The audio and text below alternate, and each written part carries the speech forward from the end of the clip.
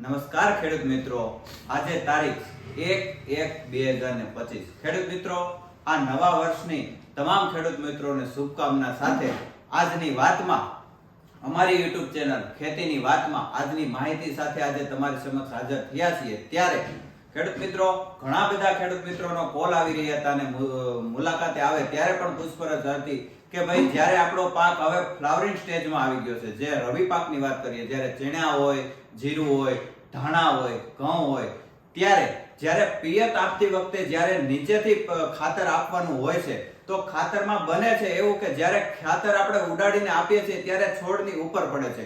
દાખલા તરીકે આપણે જ્યારે ચણાનો પાક હોય, જ્યારે ચણા મોટી અવસ્થામાં આવી ગયા હોય, ભેગા થઈ ગયા હોય, પાટલાની વચ્ચે બે હારની વચ્ચેનું અંતર હવે રહ્યું ન હોય, આપણા પાકની અંદર આખો કેરો ધાણાથી ભરાઈ ગયો હોય, જીરુંથી ભરાઈ ગયો હોય, ત્યારે દાણો જે ખાતરનો છે ઉપર પડવાની સમસ્યા ખૂબ મોટી આવે છે. અને દાણો જ્યારે આપણા છોડની ઉપર પડે છે ખેડૂત મિત્રો, ત્યારે ત્યાં દાજ પડે છે અથવા તો બળી જવાનો પ્રશ્ન આવે છે. ત્યાંથી પછી ફંગસ લાગવાનો બહુ જ મોટો પ્રશ્ન આવે છે. અને ફંગસના પ્રશ્નો આપની જમીનની અંદર બહુ જ મોટા પ્રમાણમાં આવે છે અને કેટલો મોટો ઉત્પાદન માથે કાપ આવે છે એ આજે સૌ કોઈ જાણીએ છીએ. ખેડૂત મિત્રો, તો એના બદલામાં શું કરવું, એની અવેજીમાં શું એવું વાપરવું કે જ્યાંથી આપણો ખેતી ખર્ચ પણ ઘટે અને ઉત્પાદન શક્તિ પણ વધે. માત્ર ને માત્ર આપણો હેતુ ઉત્પાદન વધારવાનો હોય છે ખેડૂત મિત્રો. તો ત્યારે જો ઉત્પાદન ઉપર કાપ ન આવે ખાતરના અપૂર્ણી રૂપે, તો એના વિકલ્પ સ્વરૂપે શું કરી શકાય એની આજે વાત કરવાની છે ખેડૂત મિત્રો. અમારી YouTube ખેતીની વાતને ખેડૂત મિત્રો સબસ્ક્રાઇબ કરી દેજો અને અમારા વિડીયોને શેર કરી દેજો, જેથી આવીને આવી માહિતી અન્ય ખેડૂતોને પણ મળતી રહે. આગળની વાત કરીએ ખેડૂત મિત્રો, તો જો નીચેથી ખાતર આપી શકાય એવી સ્થિતિ ન હોય, ત્યારે એક તો એવું બને છે કે આપણે એક એવો રસ્તો લેતા હોઈએ છીએ કે એનું પાણી એટલે કે દ્રાવણ કરીને પીવડાવતા હોઈએ પણ જો એ પણ શક્ય ન હોય ખેડૂત મિત્રો, એવું પણ જો શક્ય ન હોય કે પિયતની અંદર આપણે એનું દ્રાવણ કરીને આપી શકીએ. ઘણા બધા ખાતરો એવા આવે છે કે જે પાણીની અંદર દ્રાવ્ય હોતા નથી. તો ખેડૂત મિત્રો, એની અવેજીમાં આપણે ઉપરથી સ્પ્રે કરીને જે વોટર સોલ્યુબલ ના આપણે આગળ વિડીયોની અંદર વાત કરી છે, ઘણા બધા ગ્રેડોની વાત કરી છે. ખેડૂત મિત્રો, અત્યારની ટેકનોલોજી પ્રમાણે જો વોટર સોલ્યુબલ ખાતરો ઉપરથી સ્પ્રે દ્વારા આપી દેવામાં આવે તો ખેડૂત મિત્રો, આપણો ખેતી ખર્ચ પણ ઘટે છે અને ઉત્પાદન શક્તિ વધે છે. કેવી રીતે, કઈ પાકની અવસ્થામાં, કયા સ્ટેજે, કેટલા પ્રમાણમાં વાપરવું જોઈએ હું તમને અહીંથી માહિતી આપી રહ્યો છું ખેડૂત મિત્રો. જો આપણો પાક શરૂઆતી સ્ટેજમાં હોય, હજી ઉગીને 15, 20, 30 દિવસનો થયો હોય, તો ખેડૂત મિત્રો જેની અંદર નાઇટ્રોજનનું પ્રમાણ થોડું વધારે આવતું હોય, જ્યારે આપણા પાકને શરૂઆતની અંદર વૃદ્ધિ વિકાસની જરૂર હોય, એવો ગ્રેડ વાપરવો જોઈએ. તો એમાંનો જે ગ્રેડ જે વિન્ચી એગ્રોનો આવે છે, જે ગ્રોમર કંપનીનો આવે છે 32-10-10. ખેડૂત મિત્રો, આજે તમે મારા હાથ ઉપર જોઈ રહ્યા છો, જેની અંદર 32% નાઇટ્રોજન, 10% ફોસ્ફરસ, 10% પોટાશ અને પ્લસ ટ્રેડ છે. મતલબ કે આની અંદર મિક્સ માઇક્રોન્યુટ્રન પણ સાથે આવેલા છે. બહુ જ સારી પ્રોડક્ટ છે. શરૂઆતી દોરમાં ગ્રોથ કરાવવા માટે જો 32-10-10 નો સ્પ્રે કરી દેવામાં આવે તો આપણા પાકની હાઈટ અને વૃદ્ધિ સારામાં સારી થાય છે. અને સાથે સાથે ગ્રીનરી એટલે કે લીલાશ, આપણે પાકની અંદર તંદુરસ્તી પણ એવડી આવે છે. અને મિક્સ માઇક્રોન્યુટ્રન પણ આવે છે, જેની અંદર ઝીંક, ફેરસ, બોરોન, મેંગેનીઝ ને કોપર, આટલા તત્વો આવી જાય છે ખેડૂત મિત્રો. તો જો શરૂઆતની અંદર આપણો પાક હોય તો આવા ખાતર આપણે વાપરી શકીએ છીએ. આની અવેજીમાં શું વાપરી શકીએ તો તમને વાત કરું કે 19-19-19 આજે મારા હાથમાં છે, વનિતા કંપનીનું છે 19-19-19, જેની અંદર 19% નાઇટ્રોજન, 19% ફોસ્ફરસ અને 19% પોટાશ આવેલો છે. આ પણ તમે વાપરી શકો છો. અને આ પણ ન હોય તમારી પાસે તો બીજું ગ્રોમર કંપનીની એવી જ પ્રોડક્ટ જે મિક્સ માઇક્રોન્યુટ્રન સાથેની છે, જેની અંદર 12% નાઇટ્રોજન, 31% ફોસ્ફરસ, 14% પોટાશ અને 6% સલ્ફર ને પ્લસ મિક્સ માઇક્રોન્યુટ્રન આવે છે ખેડૂત મિત્રો. જો આવો સ્પ્રે શરૂઆતની અંદર કરી દેવામાં આવે તો આપણે આપણા પાકનો કોઈ પણ પાક હોય, રવિ પાક, જે ધાણા હોય, જીરું હોય, ચણા હોય, ઘઉં હોય, લસણ હોય, ડુંગળી હોય, ગમે તે પાકની અંદર તમે સ્પ્રેની અંદર લઈ શકો છો. આનાથી ખેતી ખર્ચ ઓછો આવે છે અને ઉત્પાદન વધારે આવે છે. કેવી રીતે?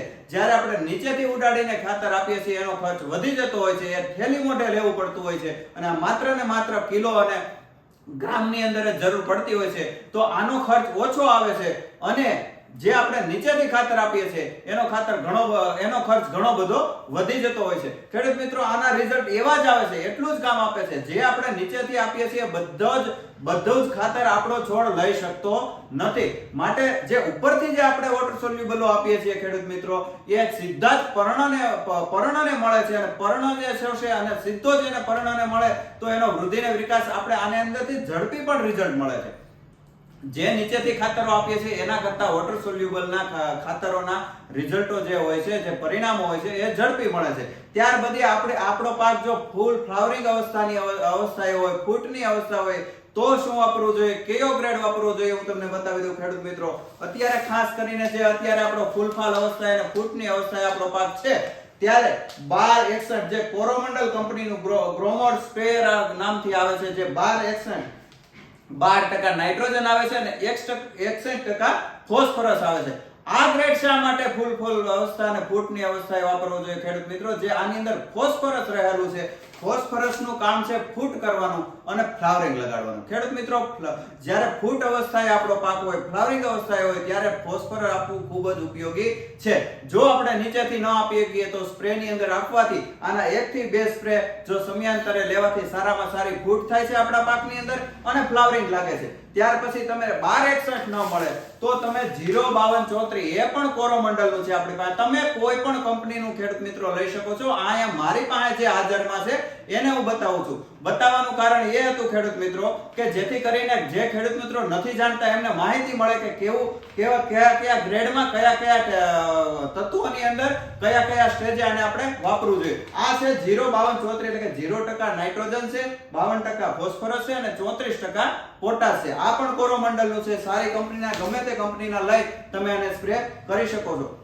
ખેડૂત મિત્રો આની સાથે હવે જે મિક્સ માઇક્રોન્યુટ્રનની ખાસ જરૂર છે, જે સૂક્ષ્મ તત્વોની ખાસ જરૂર છે, એવા તત્વોની વાત કરીએ તો જેની અંદર ઝીંક, ફેરસ, બોરોન, મેંગેનીઝ ને કોપર. આપણે આગળ એક તત્વની ઘણી બધી વાતો કરી ચૂક્યા છીએ, તમે જાણી ચૂક્યા છો. પણ ઘણા ખેડૂત મિત્રોને રહી ગયું હોય, વિડિયો જોવાનો રહી ગયો હોય, માહિતીનો અભાવ હોય, તો ખેડૂત મિત્રો એમને આ બધા ગ્રેડ સાથે આ જે મિક્સ માઇક્રોન્યુટ્રન આવે છે એ ખાસ વાપરવા જરૂરી છે.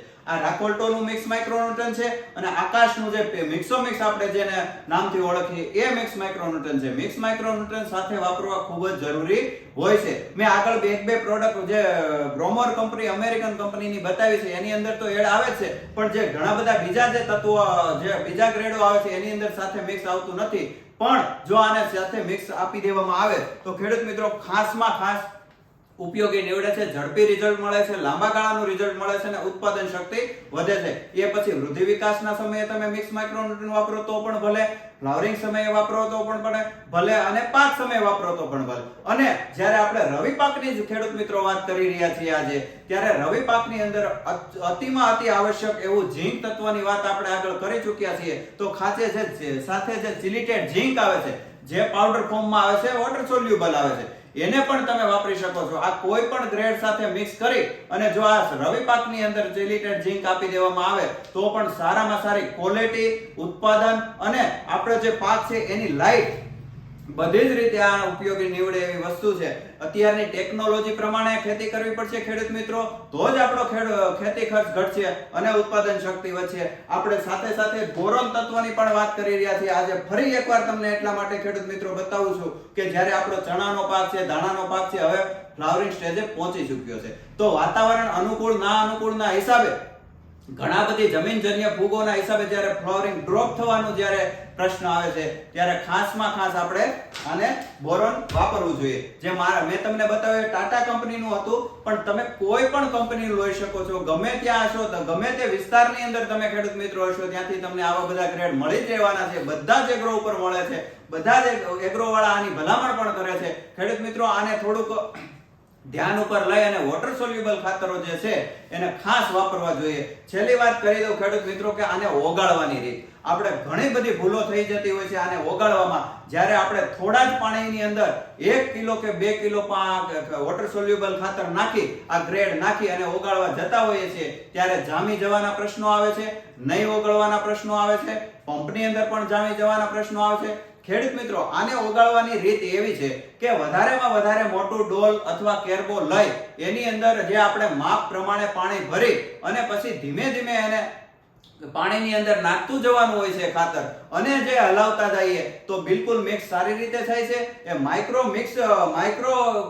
કેમિકલ આવવાથી ધીમે ધીમે ઓગળતું હોય છે. માટે કરીને આવી રીતે જો ઓગાળવામાં આવે તો આ જે નથી ઓગળવાના પ્રશ્નો જે છે ખેડૂત મિત્રો એ આવતા નથી. અને ખાસ ભલામણ એ છે કે આને ઓગાળવાની રીત તો આપણી આવી જ હોવી જોઈએ. જેમ બને વધારે પાણીની અંદર આપણે આને દ્રાવ્ય કરીએ તો સારીમાં સારી રીતે ભળી જઈ શકે છે, અને આપણા પાકની અંદર પણ એની અવળી અસર પડતી નથી. જ્યારે થોડું પાણી અને આપણે ખાતર વધારે નાખીએ છીએ ખેડૂત મિત્રો, ત્યારે આપણા પૈસા પણ વેડફાય છે અને આપણું રિઝલ્ટ પણ બતાવતું નથી. ખેડૂત મિત્રો, આજની વાત આજે વોટર સોલ્યુબલ ખાતરો વિશે હતી, તો આ ખૂબ જ ઉપયોગી માહિતી હતી. તો ખેડૂત મિત્રો, ખાસમાં ખાસ આ વિડીયો અમારો અન્ય ગ્રુપોની અંદર શેર કરી દીધો, જેથી કરીને આવી ભૂલ અથવા તો આવા ગ્રેડ જે ખેડૂત મિત્રો વાપરી શકે અને ઉત્પાદન વધારે લઈ શકે, અને જે આપણે મેં વાત કરી કે ભાઈ જે ઓગાળવાની રીત છે એવી ભૂલ ન થાય, એ હેતુસર આ માહિતી અન્ય ખેડૂત મિત્રોને મળતી રહે. ખેડૂત મિત્રો, શેર કરી દેજો, અમારી YouTube ચેનલને સબસ્ક્રાઇબ કરી દેજો.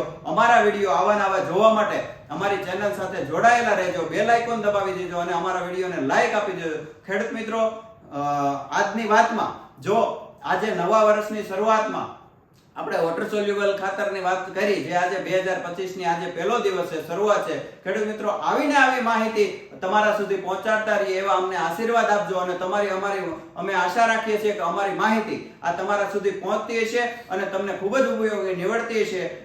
રજા આપશો. રામ રામ.